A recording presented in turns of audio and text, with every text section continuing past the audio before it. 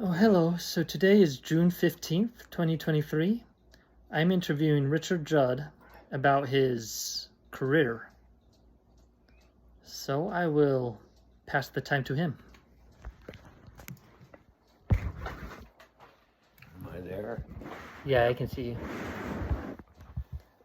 And I do have a series of questions. Did you want me to Okay. start going, or did you want me to read the questions? Well, I'll do the first one, then you can do the questions. Okay. So my first job, I was at 10 years old,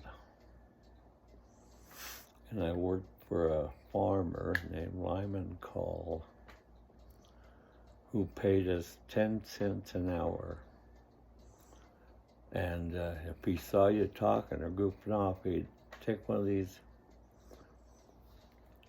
purple onions and throw it at you and knock your head pretty hard. He was a rough old guy. But anyway, that was my first job. We have some questions here. Okay. So the first type are general or descriptive questions. What was your career? My career was, ended up being general manager and chief operating officer of a municipal generation and transmission company. And what does that mean? That means I was in charge. I did everything from, I testified in the United States Capitol. I testified in Utah Capitol. I developed contracts and find that we were compliant. I had a budget of, started at 180 million, and it was just a three-man thing at the beginning. And then Provo was building a geothermal plant, and the mayor comes and says, "My guys are screwing it up. You negotiate it." So I negotiated it. Then he says, so they wanted to do an RFP to find an engineer. I says, "You mean I got to pay $20,000 to go find an engineer?" Yeah, I said, "Well, that's stupid." So we went to California and looked at a few geothermal plants and who built it. And I found an engineer. So he designed it, and I went to Provo, and I said, just a second, I just lost it.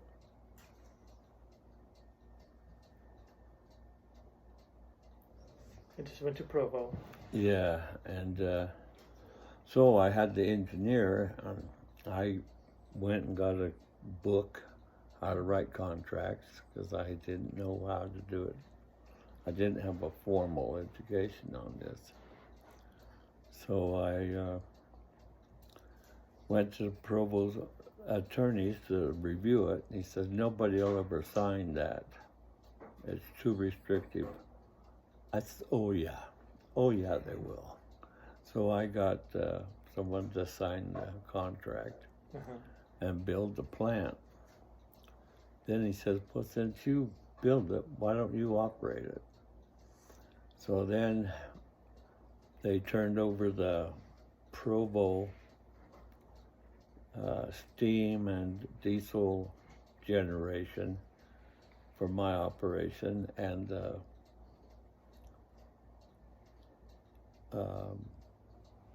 the dispatching and scheduling over me.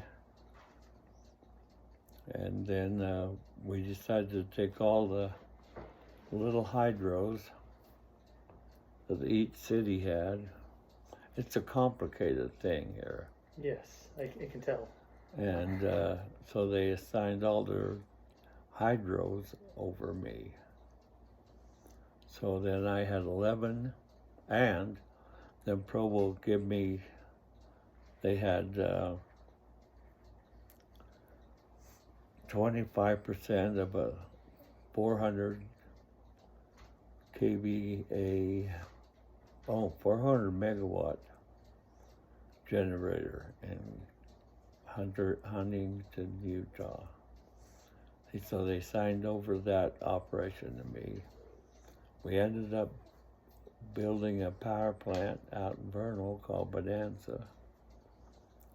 And they had me be the liaison between them during the budget. That got complicated because the bills from the power plants are very complex. And I started looking at Provo's and I said, this looks wrong. So I sued them, Utah Power and Light, got $1.8 million back pay because they had overcharged us over the years. Because Provo just got the bill, put it on the shelf, and paid it. Wow. And and then the Bonanza plant was difficult too because you have your share of the total on most things, and then the transmission we had was a different percentage, and that took us to Colorado and to Mona, which was the key connection to the transmission companies. So anyway, so we ended up having 35 megawatts of Bonanza, coal-fired plant. And then we ended up having 25 megawatts of Hunter 1 and 25 megawatts of Hunter 2 coal-fired plants out in Castledale. And so then we had some diesels and a gas turbine. All in all, I had 11 plants I was over.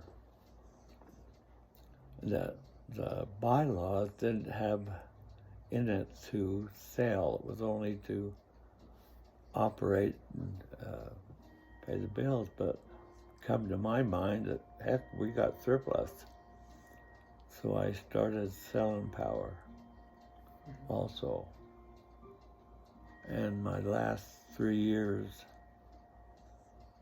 I give the cities over $1.5 million each year rate return. Wow. Because I took the sales points and take it off. So it's a complicated system. Yeah. We had to cross zero on a 60 cycle.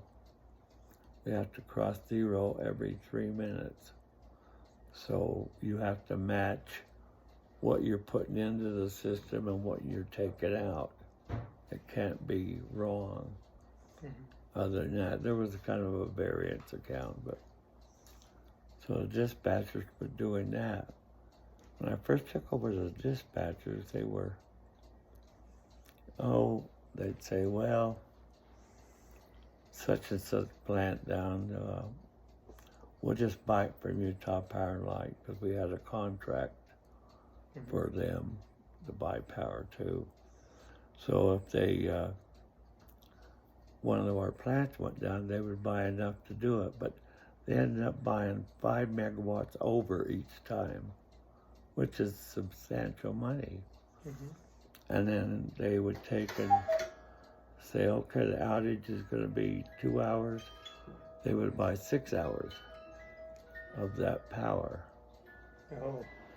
So then I made them all read a book, how to get generation. So you have to have a base load, a base generation, an intermediate, a load following, and a peaking resource, so that you, as the day goes by, at night you're down here at the basic, at the bottom, and then you'd go up with the curve.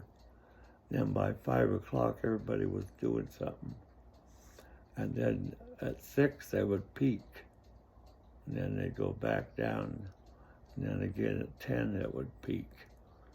And so if you didn't do that, Utah Powerline would charge you for that peaking as if it was done all month long. Wow.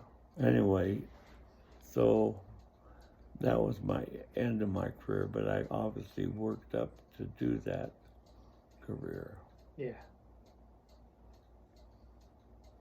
So how did you work up to your career? Well, my next job was in junior high. I worked at the Pink Poodle, which was a corn dog. And I worked there about a year or so, and I got messed up. I had to go see my mom, and I didn't know how to come back. I wasn't very sophisticated in it. But that was up to 35 cents an hour. Oh, nice. I'm moving up. 10 cents to 35. Then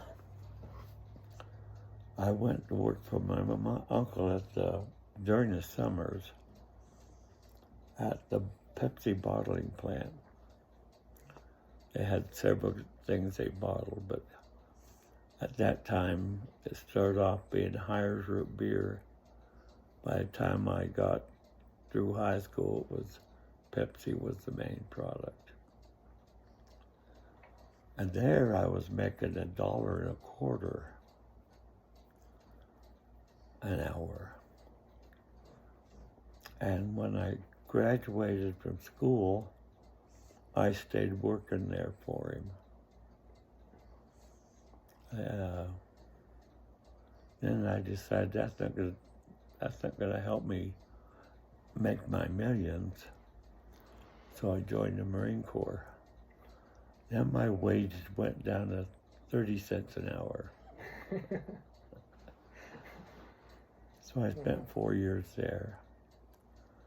When I got out of the service, I tried my hand at I had a trade of electrician in the military, MOS. So I tried my hand at doing residential electric, wiring homes and stuff like that. That wasn't bringing in the money that I wanted. So I looked around and I went to work for Bountiful Power as a groundman. And the groundman was a 4-year apprentice, and the lineman was a 4-year apprentice before you become a lineman. 2 months after I was there at Bountiful Power, they promoted me to apprentice lineman. So I did that for 4 years actually. But the 4th year, they just pretended I was a full lineman, and I got the assignments concurrent with that. And then I got interested as I was working there for the local fire department, volunteer. So I thought I'd join that. So before I joined that, I decided to be in the Marine Corps Reserves as a crew chief on a helicopter. Then, after a while, I was bored, so I joined the Seabees because my friend said they were going to Hawaii for their summer camp. Ended up, they went to Camp Pendleton Marine Corps Base, which I don't consider that a great vacation. So then I joined the 19th Special Forces for 2 years, Army. Then I joined the Army Reserves for a couple of years. Then I joined the National Guard for a few years. Then I fell off a pole on my 18th year as a lineman. So that kind of ended the reserve type program. If I could ask you about that. Yeah. How far up were you on the pole? 23 feet. 23 feet. Did you break a lot of bones? I broke my tibia and fibia at the point of my ankle on my right leg. And you can't break a knee, but I definitely dislocated it. I was in an L shape. But when I fell, my crew came over and I said, straighten out my legs. Because then they started, and I thought, well, I might go in a seizure. So I had them take my gaffs off. When they took my gaffs off my right ankle, it just exploded. Oh. So I said, okay, take the other leg and straighten it out. Because I was sitting at the bottom of a pole, crunched up. And I still holding on to the pole because I didn't want to lean back like that. And he says, no, we can't do that either. It's a mess. I said, well, call the ambulance. So I had a training with the ambulance pressure. We'll have to go back to that, but I was a training officer at Nephi. So I did what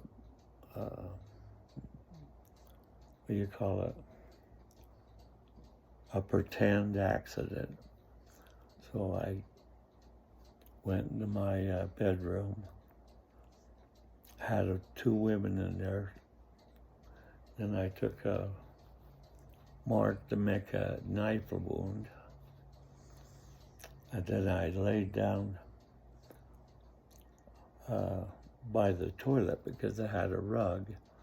And then I took some coloring and some Brummel Alka-Seltzer and stuck it in my mouth because lungs would be atrophy. So I thought, once they find it. So they came in and they said, oh my gosh, it's Richard. They was triaging me and I couldn't hold the Alka-Seltzer anymore. Bloop, like that. So they stopped triaging me, started working on my throat.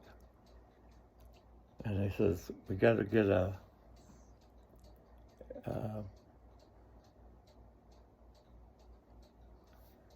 I forgot it, an air tube in me.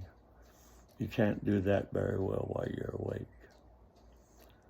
So I says, I'm okay. And the lady, she slammed me down. She said, no, you've been hurt, Richard. Just stay there. I said, no, I'm okay. She said, no, you're not.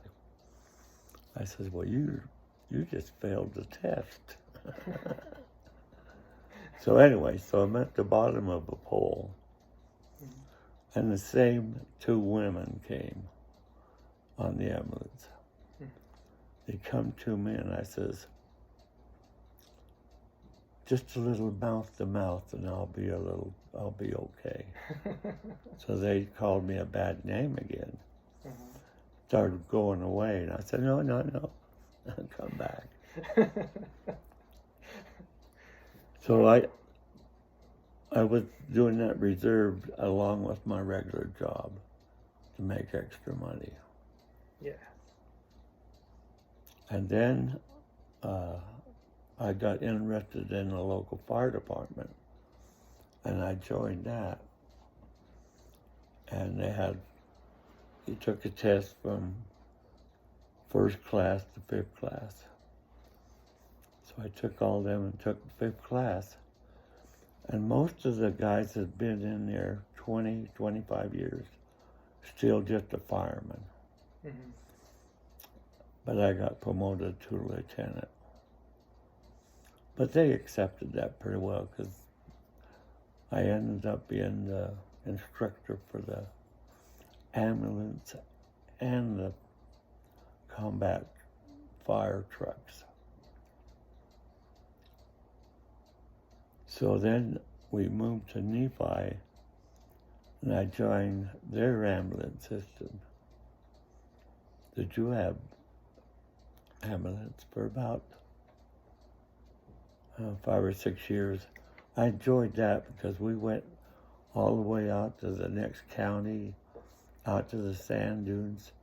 So I got to work on the people for maybe an hour before we got to a hospital. I could play doctor that way. Yeah. So anyway, after I fell, I couldn't do CPR anymore because my knees hurt. So in the meantime, we had a consortium of the cities looking into building a power plant or buying into one. I located one. They said, oh, they won't do it. I said, yeah, they will, because I'd already talked to them. Mm-hmm. So we was paying consultants quite a big money to go through them bills and to see that Bonanza was following the contract. One night during the board meeting, Mayor Jenkins of Provo City says, will you be our first general manager? I said, you smooth talker? Sure, you will. Because I was afraid I couldn't climb a pole anymore, and I was afraid that was going to hinder my existing job. So there was just me and the secretary, and I grew into, had 101 contracts that I developed with other cities and counties. And so that expanded it. Then there was an organization called CREDA that was a watchdog organization over Glen Canyon Dam. And so I joined that, and I ended up being the president of that group.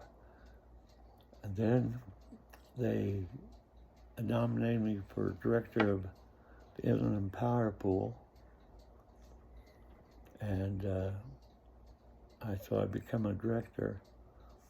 And 2 years later, they made me a trustee. Mm-hmm. So anyway, you see how the job has expanded. Yeah. And then I started lobbying for things about Glen Canyon and clean air and all the stuff that goes along with all that. Yeah. When I retired, they read my name in the congressional record.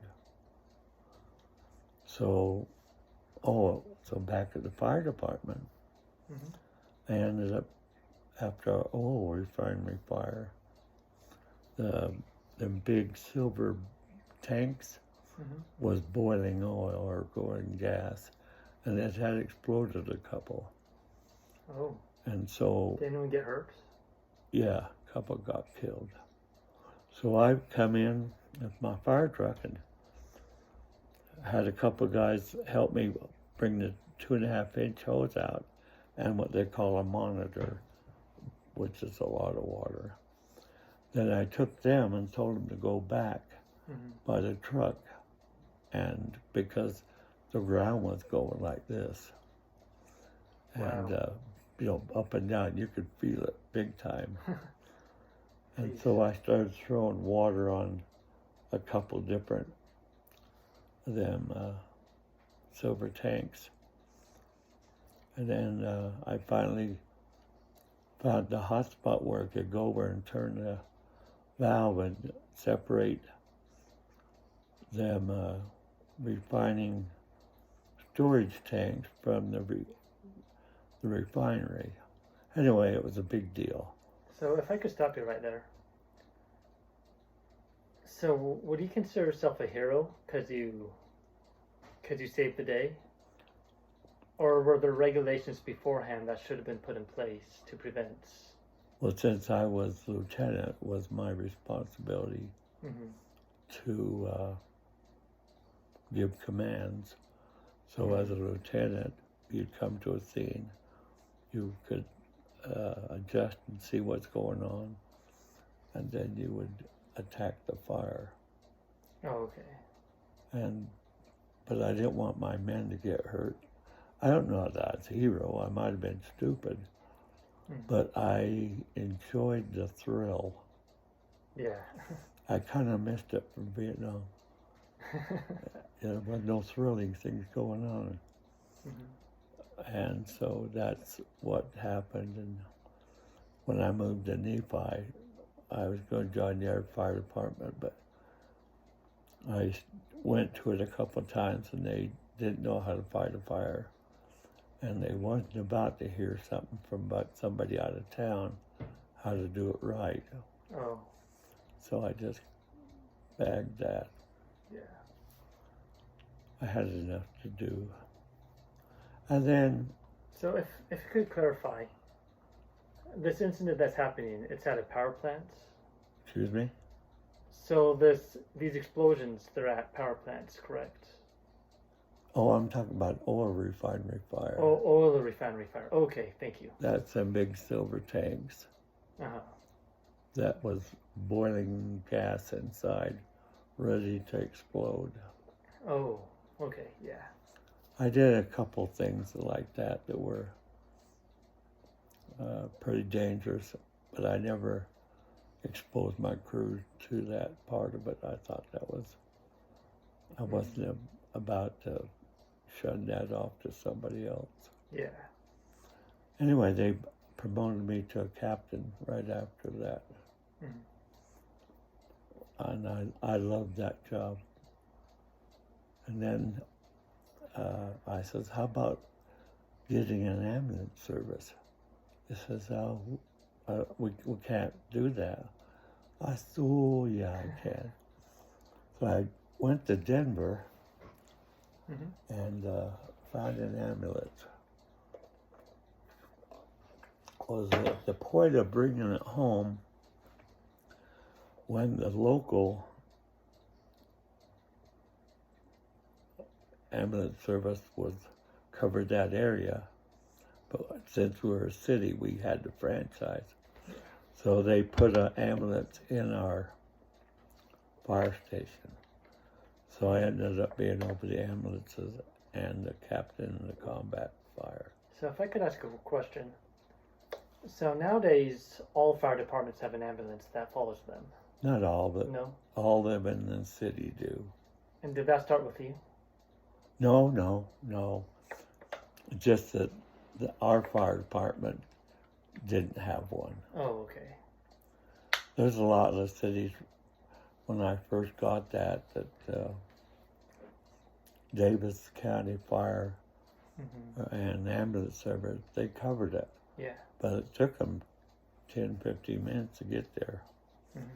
So, anyway, I was put over that.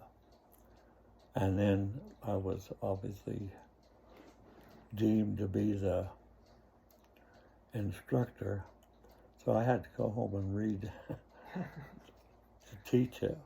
It sounds like in all your jobs, there's a really large learning curve. Yeah, they are. Then I decided I wanted to be IV certified.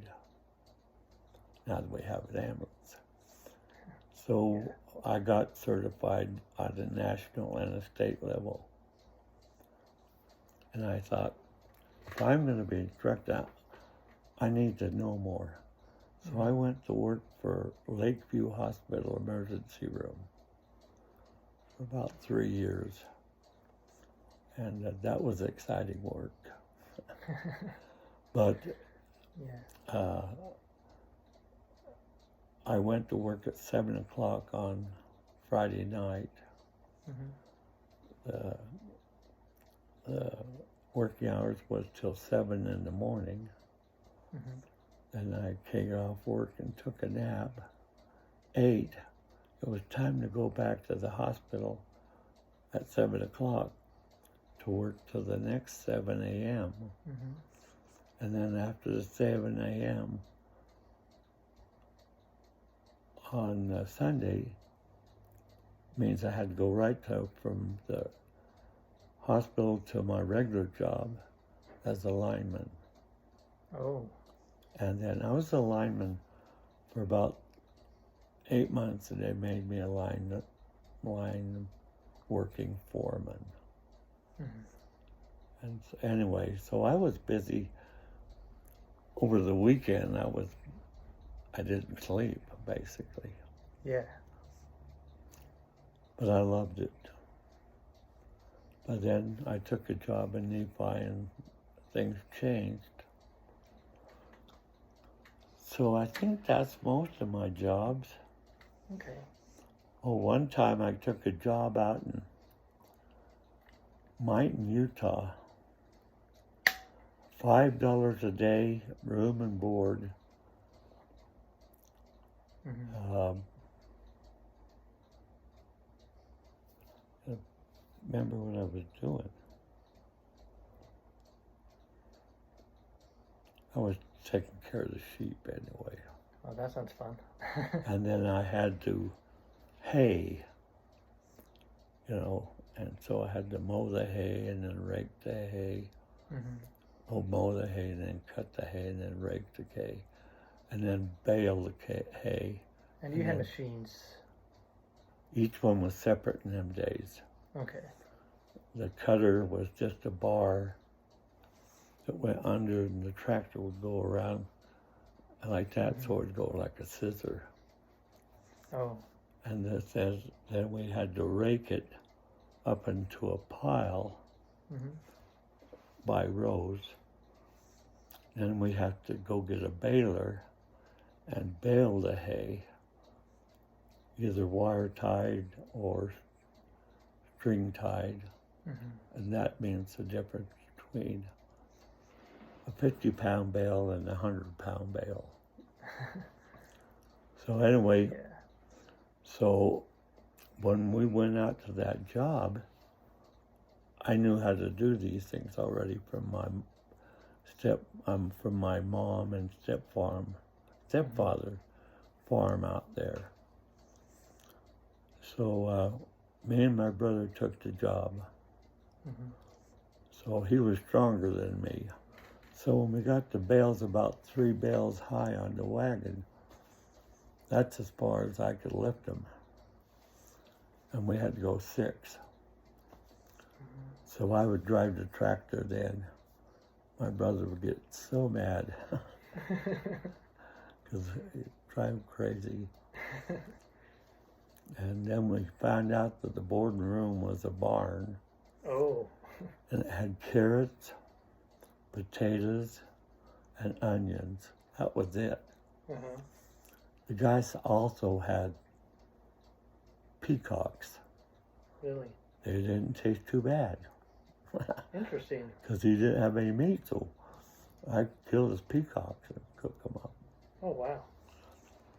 Probably didn't like that. They're probably expensive birds. They probably were. If I could ask, what does peacock taste like? Peacocks take like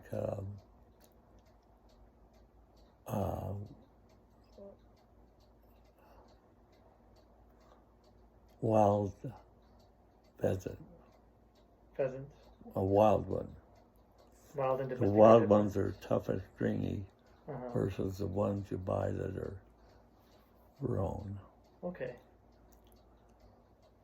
Oh, it tastes like chicken. Yeah, it all tastes like chicken. I can't think of Mm-hmm. any more jobs. I had quite a few. I wired everybody in North Salt Lake, my whole Mm-hmm. neighborhood's basements for free. Okay. And then me and Judy went on a mission to Cambodia. Mm-hmm. Of course, you have to pay your own way. Yeah. That was very interesting. Learning curve for Judy, especially. She didn't realize what bugs and heat and things live in a tropical place. But Yeah. in fact, she didn't want to go back. She said she'd killed her last rat. Wow. So you got some questions? Yeah, do you want to tell me kind of like the time frame you did all these jobs, if you can remember? I mean, not precise dates per se, but like just... Okay, the onion thing was during the summer, where we weeded onions. And that was 1960s, or... That would have been 1958, Okay. 58. The pink poodle was 59 to 61. Mm-hmm. And then the Marine Corps was the Marine Corps. Yeah. I was 4 years. And I was stationed in Camp Lejeune for 8 months, Vietnam for 20 months, and Camp Pendleton in California for 9 months. And then schools along the way. Then I got the job I got out of the Marine Corps in November of 69. I started at Banapal Power in January of 70. Mm-hmm. And I was in the Guard during that whole, from 70 on. Mm-hmm. And then I think when I finally quit was 1983. So I worked at Banapal until 11 years. And then I went to Nephi for 3 years, and then Utah, UMPA, Utah Municipal Power Agency, for the remaining years. Luckily, they were all state retirement programs. Mm-hmm. So I retired at 55 with 33 years of service. So I ended up with a pretty good salary. Sounds like multiple revenues of retirement. Excuse me? Multiple revenues of retirement benefits. Yeah, because at UMPA I got a 401k and the state retirement. So there's the two of them there. I never got retired from the service. I didn't have enough good years in. And of course all the other ones didn't have a retirement program. But under state retirement at that time, it was your average 3 years by the number of years that you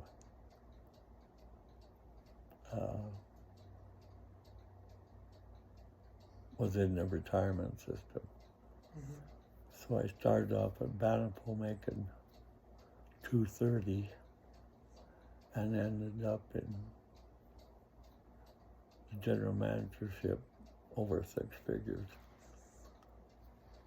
So I got that 3 years of a good salary to make my retirement. How much was your highest salary, if I could ask? Huh?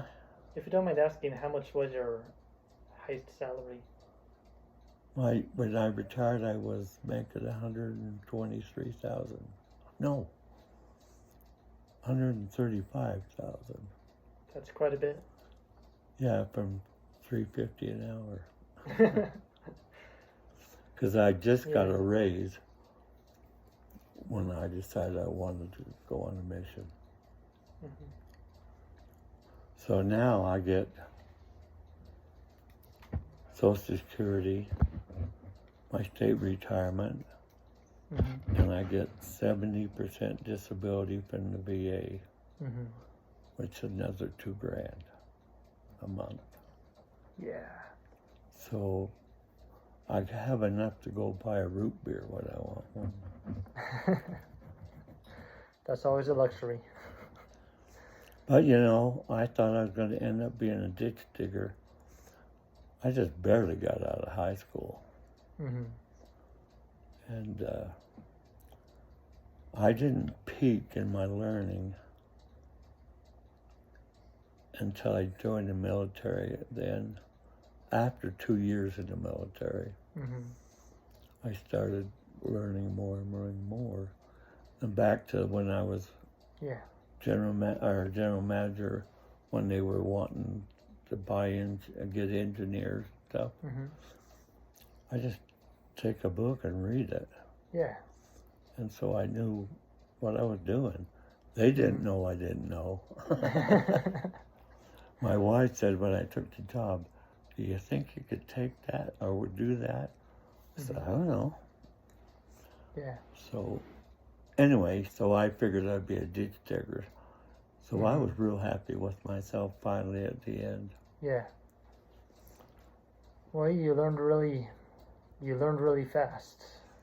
And you learned it sounds all self-directed. Yeah. When we went to Nephi to put in certain things, I'd read up how to do it. Yeah. Instead of calling an attorney.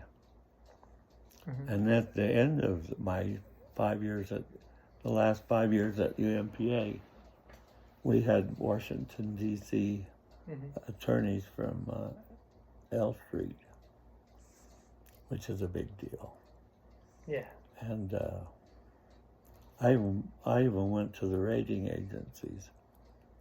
I'm bonded 3 times, 45 million, 55 million, 40 million, and 65 million. So each one I just learned how to do it. So anyway, the last 5 years, I'd send a contract or something to the attorney and send it back. I said, "No, let's just do this." And I would, we sued Utah Power and Light in FERC several years, many years, 5 or 6. We also sued them because the coal wasn't like it was supposed to be. Yeah. Where Provo said, "Oh, that's okay." I said, "It says it's supposed to be this much ash. Now it's 3 times that much. That means how much rock is in the coal." Yeah. And of course, that costs money to get that out. Anyway, so at the end, I was telling the attorneys, I had all the lingo down. And I'd read up on how to make contracts. Yeah. And learned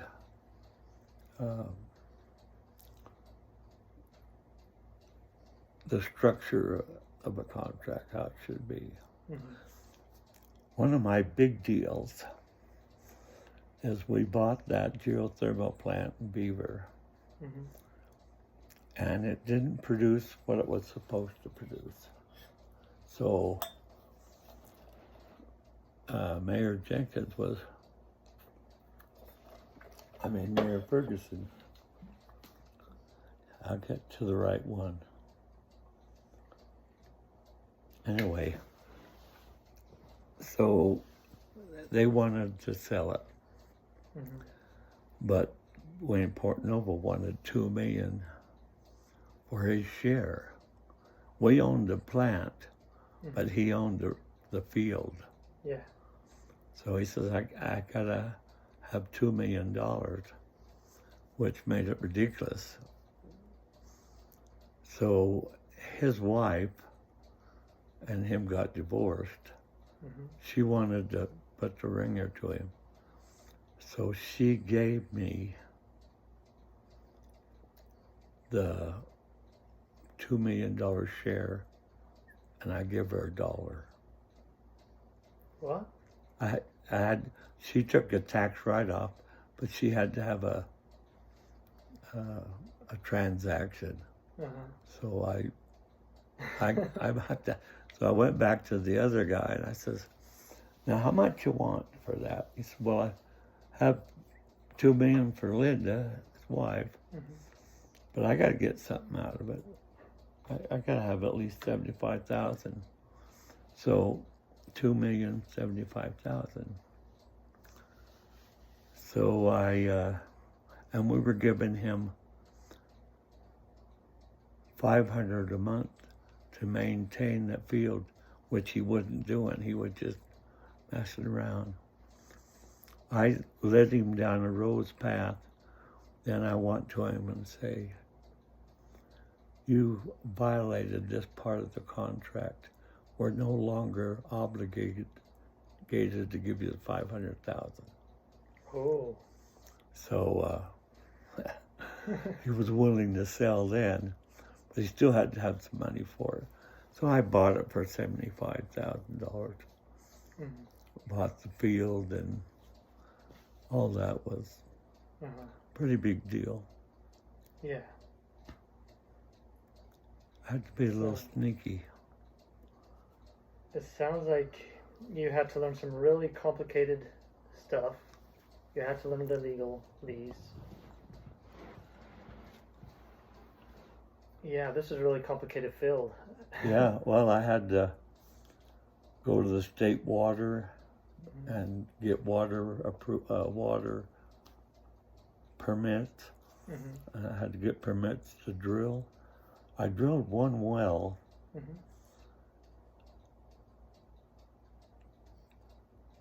1,900 feet was $1.2 million. And that was, I'd never drilled a well again before. So I'm watching them how they do it.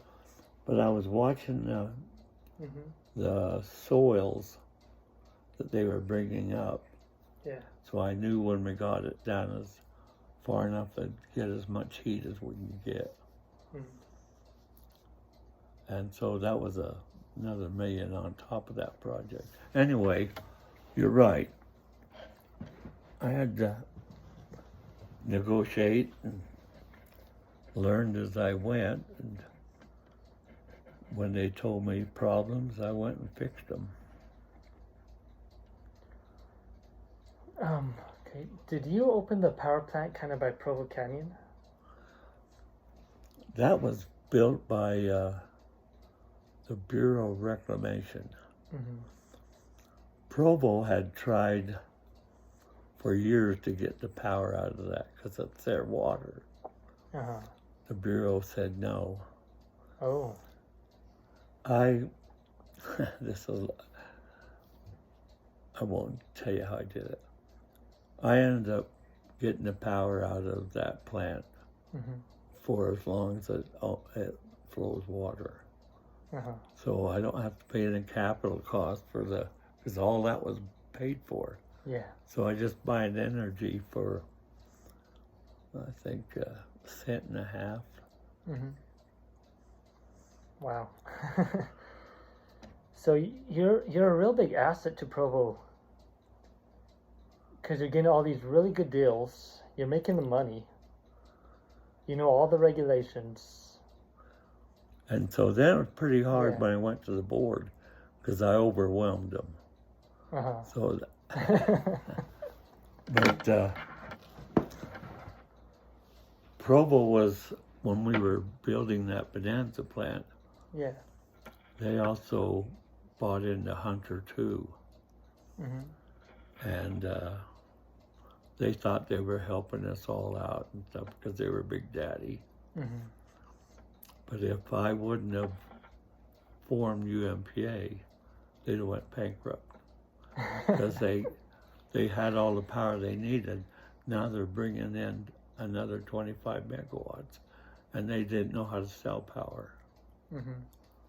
So you saved Provo from going bankrupt. The power department, literally. Okay.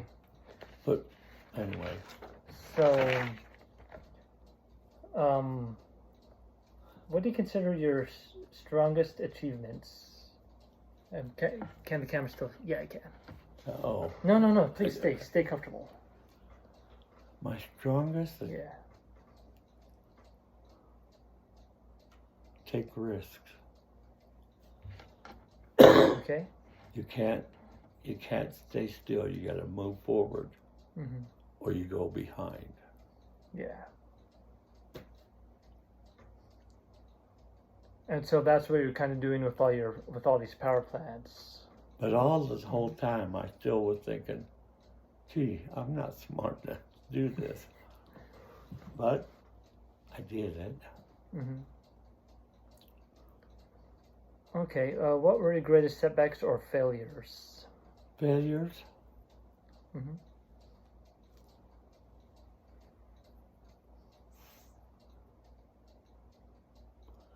Quitting the fire department. That wasn't a failure, but Mm-hmm. quitting the fire department in Bountiful Mm-hmm. was a regretful thing I did. Failures? Oh, sometimes in a contract, the attorneys on their side outsmarted me. Mm-hmm. And so they put in some language that come in there, so that I guess you can do that as a failure. On the other hand, well, I won't tell you how I did it, but I ended up getting transmission for free of all my power plants. Okay. And I took it from Utah Power and Light.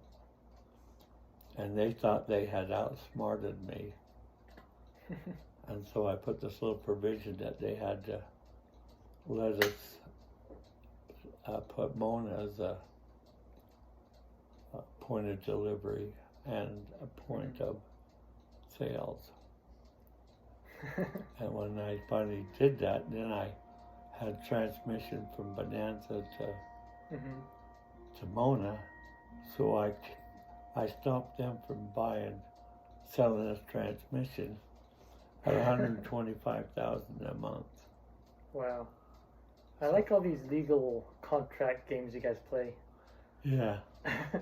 I didn't lose too much in negotiations, but you can't cover everything. Yeah. Okay. What were your greatest frustrations with this? Provo City. Provo City? I had to beat them. They misrepresented to the agency what they had. Okay. So when we get there, I find out that 3 of the turbines don't work. By the way, I rebuilt the steam turbine in Provo myself. Well, me and one other guy. I didn't know how to build a turbine. Wow. But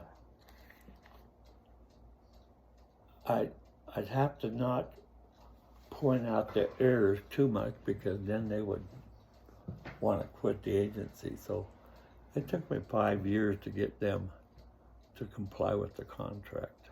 So you have to be very careful in how you speak with them. Right, because they thought they controlled the agency. Mhm. Little did they know. We did.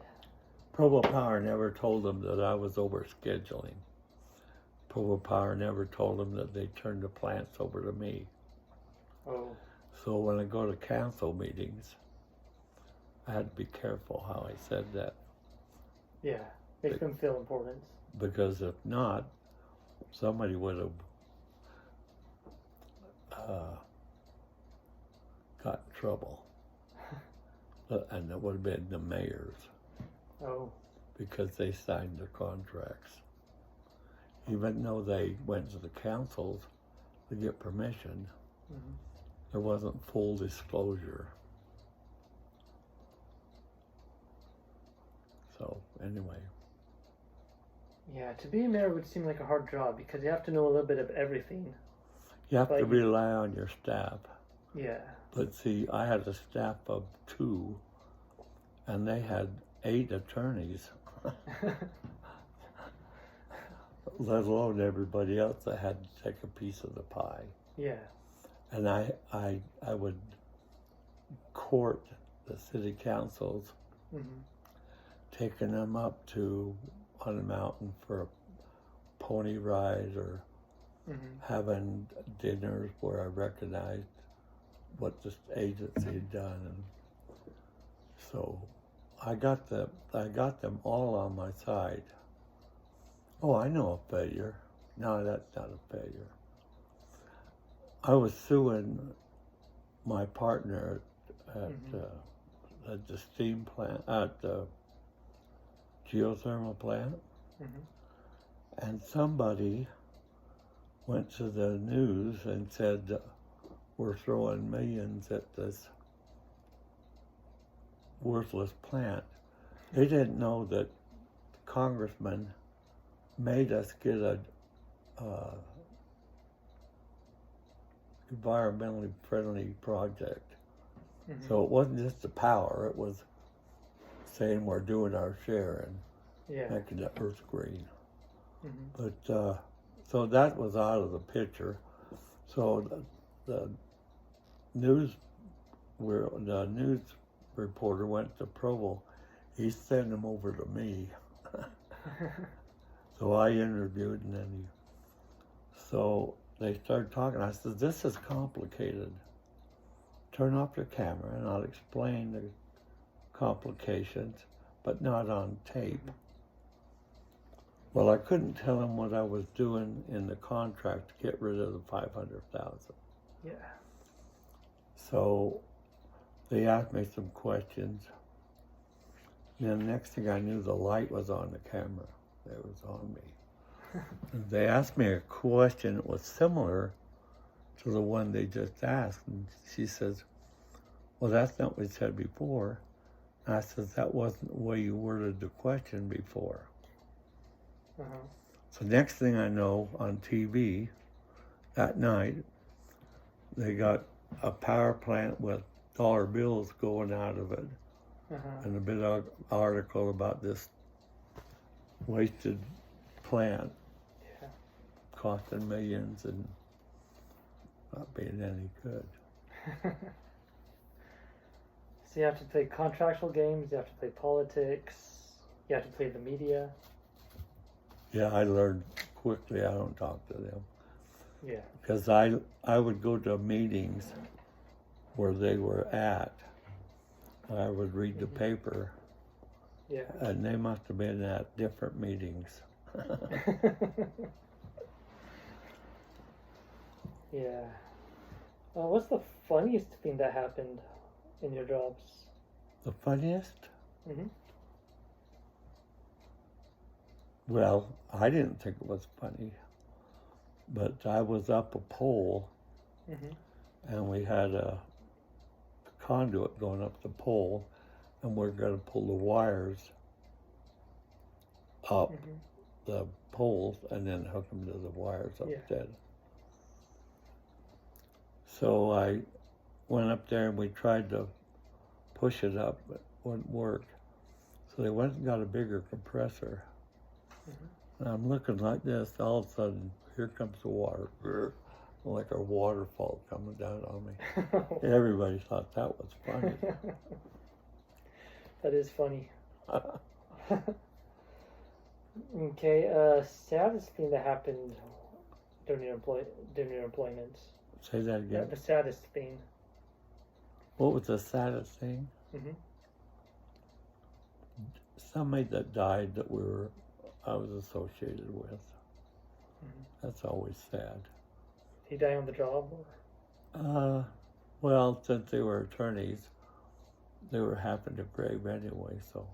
Mm-hmm. Okay. But no, they died because they, worked lots of hours. At least they billed us like we had 80 hours Mm-hmm. in a 40-hour week. Okay. But Uh-huh. I'm trying to think. I think the saddest thing is someone who I trusted turned the screws in the back on me. That was a disappointing, sad thing. Do you want to elaborate? I had an employee who was a gruntled employee. Mm-hmm. Went to the board of directors, which he was supposed to come to me with a gripe. And he built up all these things and he elaborated untruths. Mm-hmm. The core was truth, but it got looking bad. All of a sudden I got called in and it says, "Hey, you have an anger problem." I said, "What?" Which I did have an anger problem. Turned out that was because PTSD. But so I went to a good friend of mine I grew up with. He was had a master in psychology and worked as a counselor at the prison. So I got him to give me the anger management thing. Mm-hmm. And so I really didn't take it, but it turned out I was really disappointed that that person did that to me. When I went to the extra effort to be accommodating. Mm-hmm. Yeah. There's some wacky people out there, and you don't know it when you hire them. Mm-hmm. One thing I did learn, I don't hire a bachelor of, what did I just say? An MBA. MBA? Yeah. Mm-hmm. The MBA program. Sounds familiar. Yeah. They all had big plans, didn't know crap. I had one engineer come up to me from Provo, and we used yellow pads. I don't know why, but that made us unique. So all the power people use this long 10-inch pad. Mm-hmm. So this engineer come up to me. He says, "If we shrink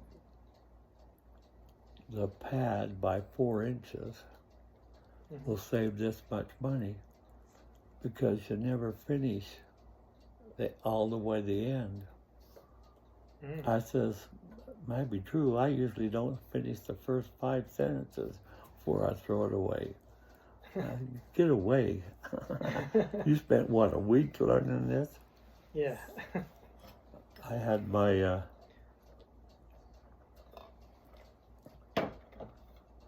what was he called? Well, he was on the right point. He was on the right path. But, On the right path, but a stupid one. Yeah. A waste of money. He's the one that couldn't write an RFP, and he had a master's in electrical engineering. Oh. He should have been able to do that. Yeah. But he wanted to hire everything out and manage it. Yeah. So. Yeah, he wanted more control before he truly understood Yeah, the he field. wanted to blame somebody else Oh, yeah. if something went wrong. Well, that's what they did. I didn't do it. And all the engineers, most companies sent out RFPs, but we were a small company. I think my budget, my final year was $230 million annually. That's revenues and expenses.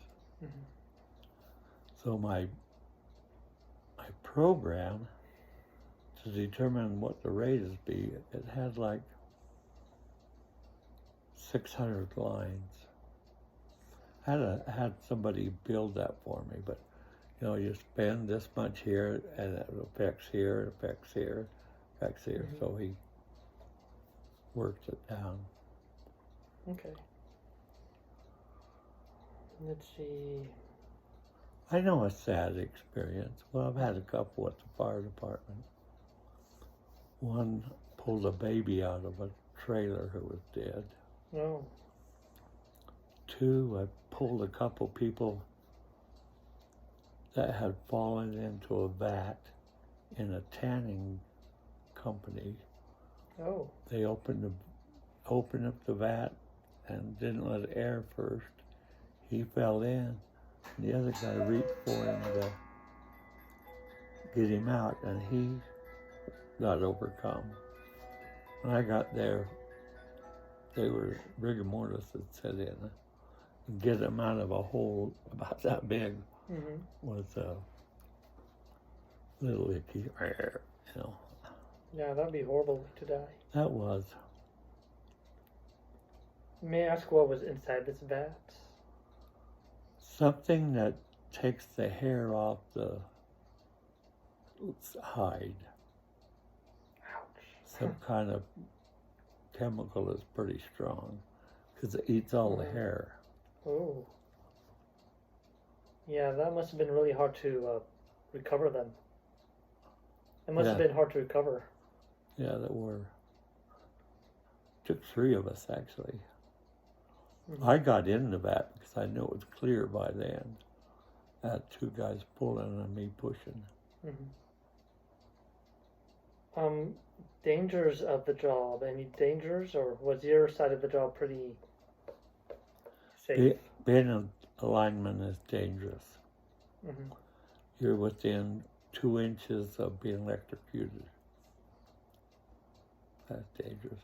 Yeah. I cut some wires before I did something to bypass them, and have arcs about that big. One time I had to push it back in, but then it blinded me, so I couldn't get, and I was up in a bucket truck. Oh. So I had to go get another truck to get me out. I had several times I had the arc burns. Or a tree limb, you cut the tree limb and it's laying on the power line. Because the power line is 12,070, 12,005, 2,000. Oh, 7,200, 12,470. And then the next one up was 44,000. If you touch the tree branch, would he get shocked?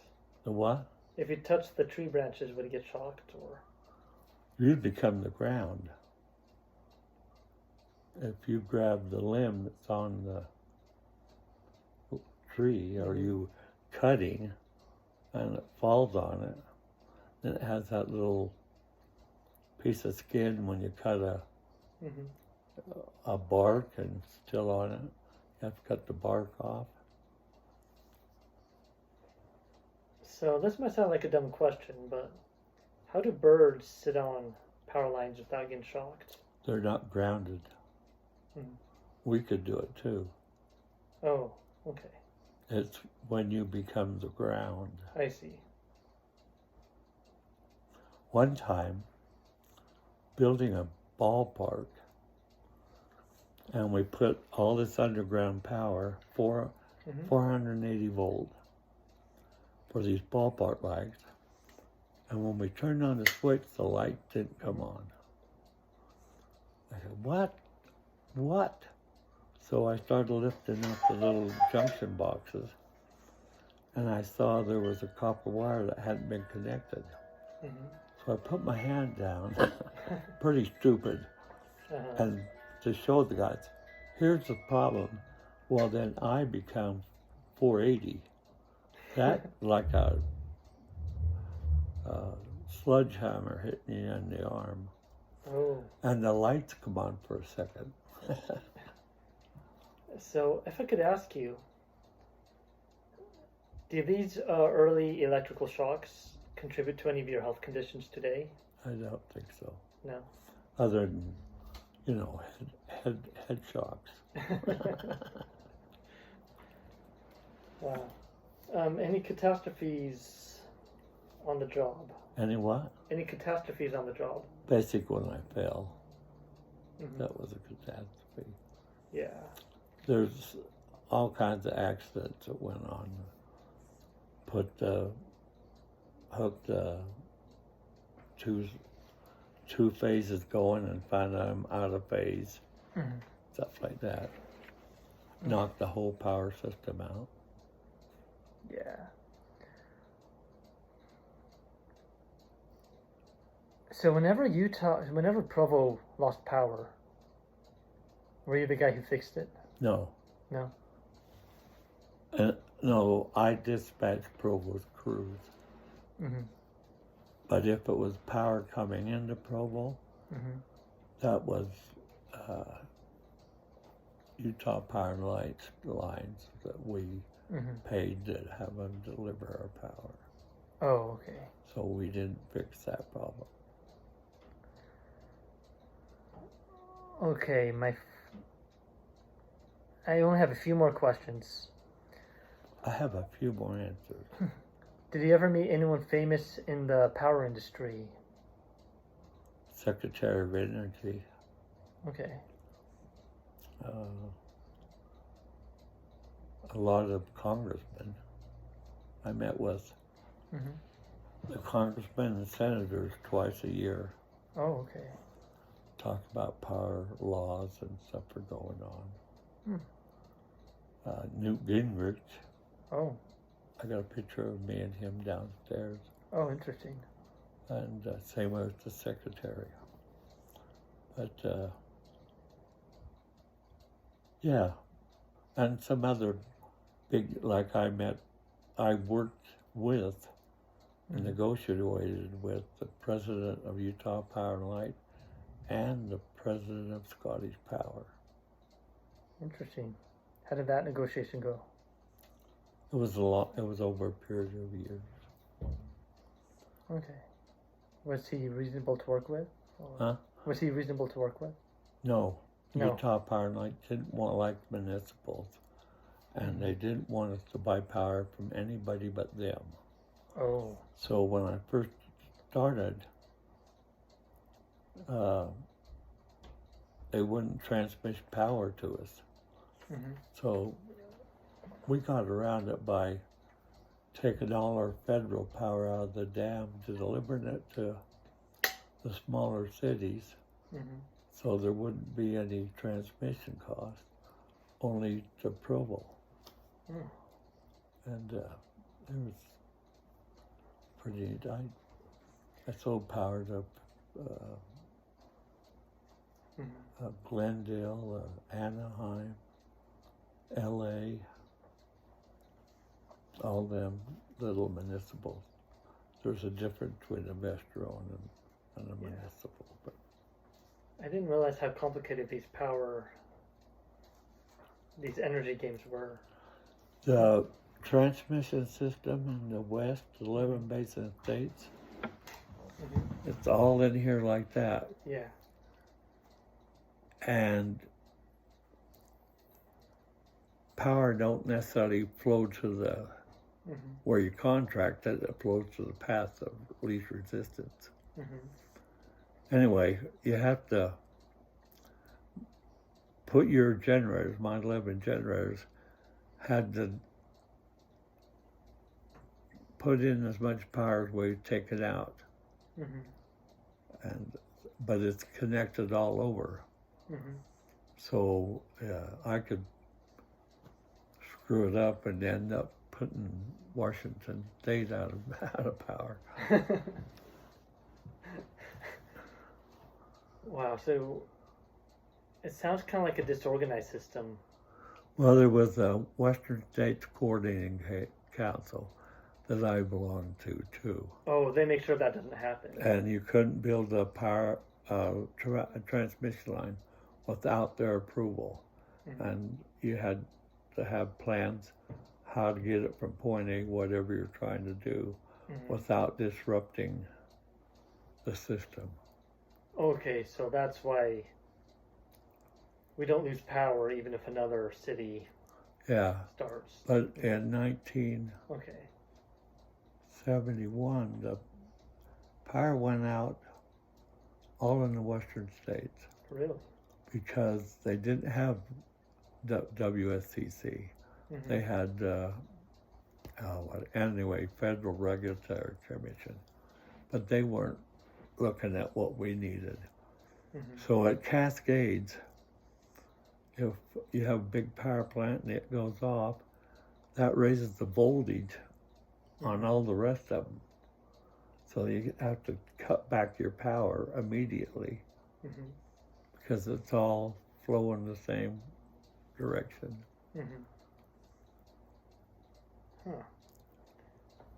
Okay. That was all from reading. What's your political opinions on this industry? On the what? On this industry, what's your political? It's under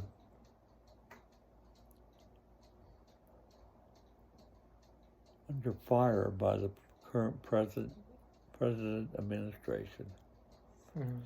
The biggest thing is they all want environmentally clear, like windmills and stuff, but they only represent about 7%. So you can't just build more. There's only certain places. You can't build a wind generator here and expect it to go to California. You can't do that. And so the coal thing, they're trying to get rid of the coal administration. And but even if you just had all environmentally friendly things like photo cells and all that, you still have to follow the curve of the load, and they don't do it. They put so much power in, that's it.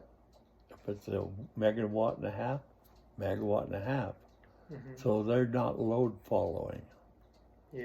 So you still have to have big power plants to do the load following. But the environmentalists just want to pay for the energy that they use. So they pay $100 for power. They got a $45 million plant they got to pay for. They can't pay for it on that 10-minute time where they do that.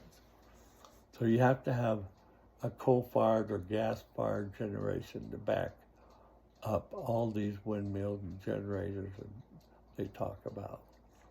So as a backup. Okay. But at the same time, the environmentalists don't want to understand it or don't understand it. And they want to shut it down. So could green energy ever replace coal energy? Or It can't, because green energy is straight load. They're not load following. Okay. So you wouldn't take your windmills, wind generators, and put 10 of them on for base load, leave 10 here that's not operating until 3 o'clock, and then you'd have 10 more you'd have to put on at 6. You see, think environmentalists can't do that. Well, hypothetical, and this is just because I'm a little confused. What if you just built, let's say, 1,000,000 windmills in a city? Would you still meet all of your energy needs, even at the peak times? You got to remember the load following. Well, I mean, if you had like 1,000,000 windmills, would that cover for the load following? Yeah, but they don't. Uh-huh. You can't taper them off or raise them up. Mm-hmm. When you turn them on, they're on. Mm-hmm. So if they had 1,000,000 windmills, they'd have to do, like I said, turn so many of them for base load, so many for intermediate load, so many for peaking, and they don't pay off if you only use them for peaking for 3 hours a day. Okay. See, they have to generate power 24 hours a day to make them feasible. Mm. Does that make sense? I think so. I was just trying to think, if you could create excess power for the windmills. There's no such thing. No. Excess power is electricity is a phenomenon. Okay. You can't store it. Mm-hmm. You can't increase it without lowering the voltage or raising the voltage of everybody. Okay. So they can only put in, that's why I said my matching load. Mm-hmm. They could only put in as much as they're taking out. Yeah. And so they have to find a load that fits their product. Okay. And so they can't buy some extra, have extra weight in there. Mm-hmm. They're not feasible to begin with. Okay. The only reason they're feasible is the government subsidizes them, Mm-hmm. or they wouldn't be built. Yeah. Same with all these photovoltaic cells they want to put on your roof and stuff. And they say it's free. Mm-hmm. Nothing's free. Yeah. Somebody's paying for it, and that's the federal government. Mm-hmm. So that's why there's a war against